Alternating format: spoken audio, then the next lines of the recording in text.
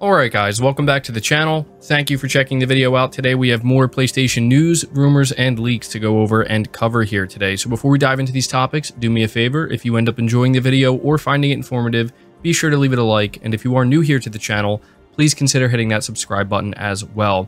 We're starting here with a pretty significant update to the Share Factory Studio on PlayStation 5. Coming from PlayStation Universe, they say the latest Share Factory Studio update is live on PS5, bringing 10 new creator packs, game bits for FIFA 23, enhanced editing tools, and more. Share Factory Studio is a video app available on both PS5 and PS4, and it's free to all players where you can edit your best clips right from your console. The PS5 app also includes support for 4K HDR video editing and creation right within the app. It makes uploading videos to YouTube and Twitter when you're done simple, and you can even import your own effects, images, music, or videos to use via USB. There's also a photo editor included, allowing you to customize your screenshots to create whatever you'd like for them, even if it's just to pretty them up a bit. So yeah, Share Factory has been available within the PlayStation ecosystem since 2014, which is a long time, and it's maybe not had as many updates as you would have thought since then, but the good news is that since the PS5 launched, Sony has been doing, I think, a much better job in improving Share Factory Studio and really kind of trying to add more to it and give users more of a reason to check it out and, you know, try it for themselves. So let me know if you actually use Share Factory on PlayStation.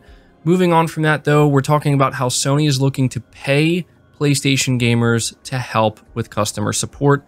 Again, from PlayStation Universe, Sony is actively recruiting for PlayStation console owners to help provide customer support to fellow gamers, and what's more, you'll get paid for your troubles. It's all part of a new initiative that the console maker has established with Limitless, giving you the chance to put your gaming knowledge to use by helping others. Email invites have already been sent out to select users and is entirely formed on a first-come, first-served basis.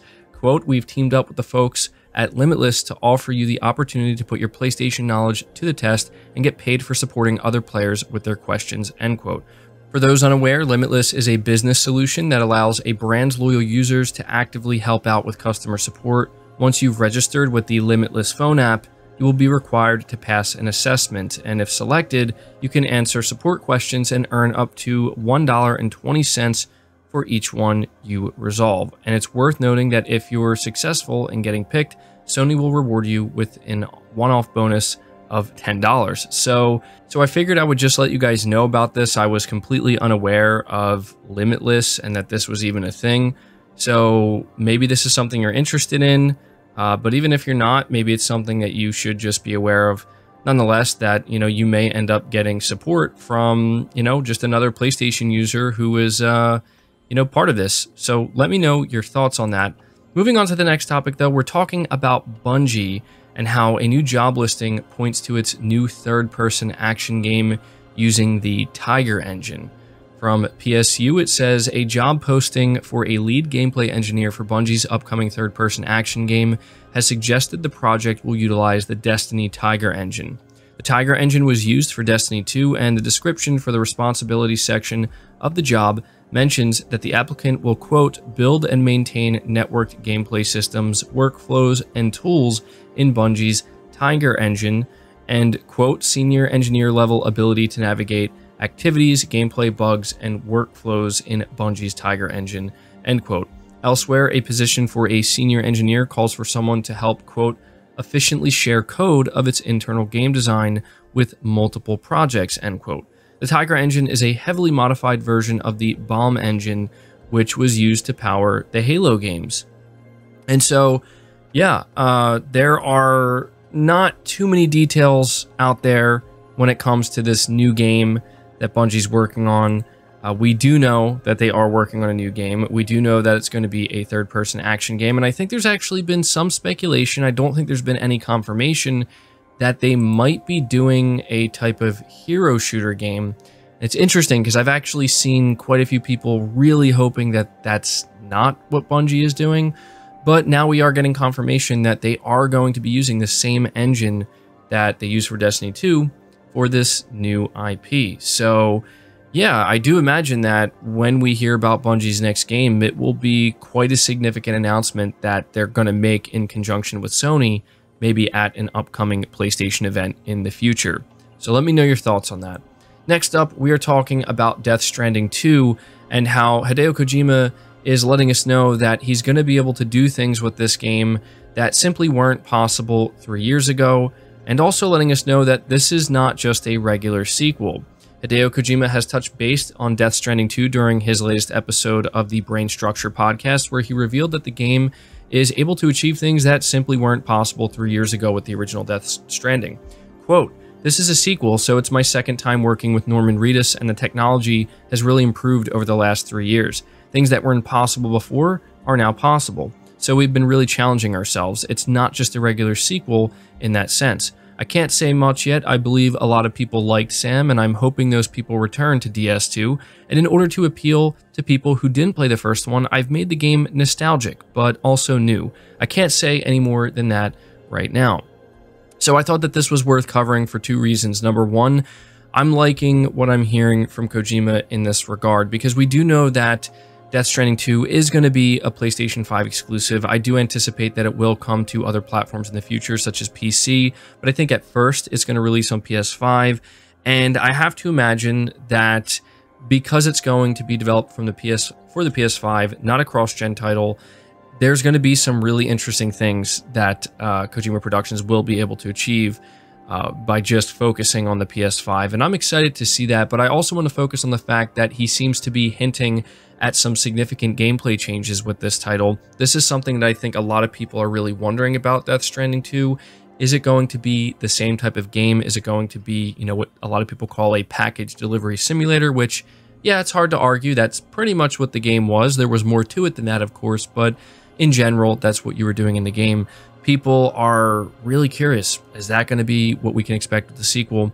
I think the fact that he's focusing on the word nostalgic here, that seems to maybe give us an indication of what he might be talking about, maybe referencing his past games. Obviously, Metal Gear Solid comes to mind. Maybe this is his subtle way, without revealing too much, of just saying that, look, we're trying to appeal to more people with Death Stranding 2, and we know that in order to do that, we're going to have some more traditional gameplay systems and mechanics that aren't necessarily focused on something as, I guess you could say, unique as package delivery. So yeah, a lot of people were looking at that trailer and are saying that it really seems like he's trying to give us some clues as to what we can expect with this game, and I feel like he's still trying to do that same thing with what he's saying here, being so vague in his podcast. But I'm liking what I'm hearing, and I've been saying it, and I'll continue to say it. I'm very eager to learn more about Death Stranding 2 and what we can expect from this game, and I will be sure to continue to keep you guys updated. So let me know your thoughts on that.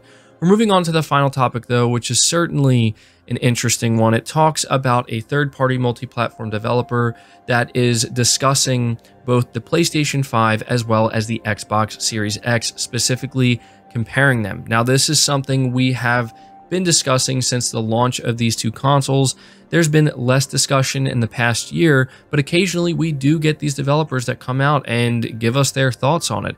And this is actually coming from Gaming Bolt, and they say, of course, there isn't too much of a tangible difference between the two consoles and what they are capable of, but each does have a leg up over the other in small ways and in different areas. For instance, with the 12 teraflop GPU with 52 compute units, the Xbox Series X's processor is better on paper than the PS5's 10.28 teraflops at 36 compute units.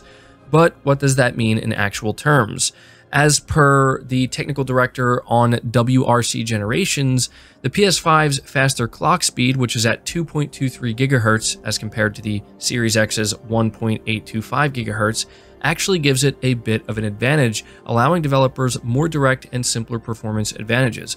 Quote, "Due to faster clock speed, PS5 gives us direct, simpler performance advantages from previous generation. Although the Xbox Series X's GPU raw performance is better, it's harder to exploit. It requires a better parallelism to exploit the 52 CUs, but I suppose developers could, in the long term, obtain better performance on the Xbox Series X." End quote. The article concludes by saying, as we move deeper into the generation, cross-gen games are beginning to drop off the map bit by bit, so we are finally getting to the point where new upcoming titles will be able to leverage the new console's hardware much better. Whether that leads to more pronounced differences in what the Series X and PS5 enable developers to do remains to be seen. So the reason why I wanted to cover this is because I find it incredibly interesting that we are beyond the 2-year point with these consoles being out in the wild, and we are continuing to hear pretty much the exact same thing that we've been hearing since the time these consoles launched. Obviously, we were hearing it a lot more when these consoles were just brand new on the market. But, you know, at that time, there were quite a few people who were saying, well, you know, give it a year, give it a couple years, you're going to start to see some bigger differences. And the reality is, this developer is even saying that, yeah, you know, the Series X is more powerful on paper, and he thinks that maybe in the long run, it could show some, you know, performance advantages. But right now, he's just out here saying what many other developers have been saying, that is the way the PS5 is put together, you know, that clock speed, it's just making it, as he puts it, more direct and simpler to really take advantage of the performance and provide those advantages. And I think that this is like the main reason we've seen the PS5 outperform the Series X in many different cases. Now, there are instances where the Series X does outperform the PS5, of course, so it really does change based on developer. But in general, what I feel like I can safely say is that since the launch of these consoles, I've heard a lot more positive talk from the developer side of things when it comes to the PS5 than I have for the Series X. And I feel like it's very telling that we're entering the 3rd year of these consoles and we're continuing to hear that and to see that be the case. So I figured I would just update you guys and let you know what this developer said. If I hear anything more from other developers or come across anything, I'll be sure to let you know. But that's going to do it for the video, guys. I hope you enjoyed it. I hope you found it informative. If you did, leave it a like, subscribe if you're new, hit the bell notification icon, and feel free to share the video out on top of all that. But until next time, guys, take care.